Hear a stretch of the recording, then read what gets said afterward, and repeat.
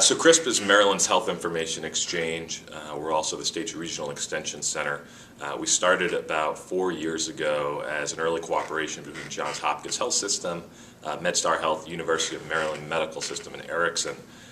And we got together to talk about improving the availability of medical records in Maryland, and that evolved over time and coordinated nicely with the federal programs to this point today, where we are now the HIE and the Regional Extension Center for Maryland. So CRISP is responsible for all 5 domains, from governance to operations, technology, sustainability. We have to cover all of that privacy and security approach. We do it in very close coordination with the Maryland Healthcare Commission. They're our partners on almost a daily basis, and the governance structure of CRISP is quite broad, from our stateside participation, the policy board participation, down to the advisory boards we have. So while we're responsible for all of it, we rely heavily on advice, counsel, and guidance of many other stakeholder groups. So I think the most obvious that everyone cites is sustainability. There's no doubt that sustainability is challenging, but I think the way we're approaching it is to think about this statewide infrastructure as an asset and a tool to individual hospitals and IDNs to be used alternatively compared to what they may purchase on their own, and that helps to improve the value proposition. Beyond sustainability, I think generally, and this falls across domains of those 5 areas, is how to get hospitals to put resources towards connectivity to the HIE when there are so many competing programs going on, whether it's meaningful use stage 1, HIPAA work, 4010 to 5010 transition. Those things take the same resources, both people and dollars, and convincing them to pursue HIE connectivity early when it's not a requirement is challenging.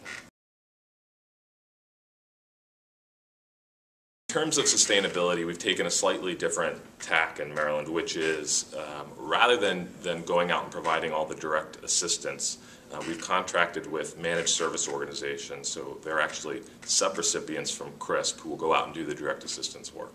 And our logic there was that we didn't want to create a large not-for-profit consulting company, essentially, that was subsidized with federal dollars and had the endorsement of the state, and to compete with small private companies.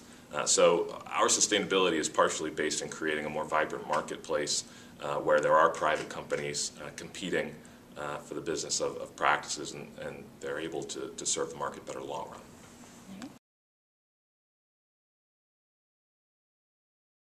Taking a step back very generally, when we think about sustainability, a lot of the white papers or value proposition arguments you'll read will kind of dissect all the various stakeholders and what percentage of value inures to them. And I think while that's helpful in terms of a reference point, it's difficult in terms of getting a participant to sign up to pay fees. Our approach so far has been relying on hospital subscription fees, but in the outer years, knowing that the near-term challenge is to prove that this is a valuable infrastructure to participate in, and charging before we can demonstrate that value would be far too difficult. And so we've got a graduated fee model that relies on hospital subscriptions, but that we're also pursuing other paying participants, whether those are the labs, radiology centers, and transitioning to the payer community. We are funded generally right now, both from the federal dollars, but also the payer community in Maryland through a rate-setting commission process. So the payers are participating through that commission. So I think one of the most challenging components of our work up until this point was going through the technology procurement and really wading through and reading all those thick responses. What's real and what isn't? What are things that the vendors are working towards versus have in production? And how do you get through what's written in the RFP response versus what they actually have? There's no easy answer, but it's doing deep due diligence, asking the awkward questions about what they have, wanting to see it, and it's also recognizing that no single vendor is going to have everything you want. So it's what are you willing to sacrifice and what aren't you willing to sacrifice in finding a partner, and they really are your partners for the long run. So make sure you can work with them well. We're seeing IDNs, hospital systems pursuing HIE-like connectivity strategies rather than single platform strategies based on the expense and the amount of time of the deployment in the single platform model. So we're seeing those IDNs look at HIE vendors and evaluating their technologies just as we had. It poses both a risk and an opportunity. Deploying a separate HIE infrastructure to serve the purposes of a hospital system directly may be competitive or inconsistent with our approach, and the technical connectivity or the policy approach may be different, and reconciling those could be difficult.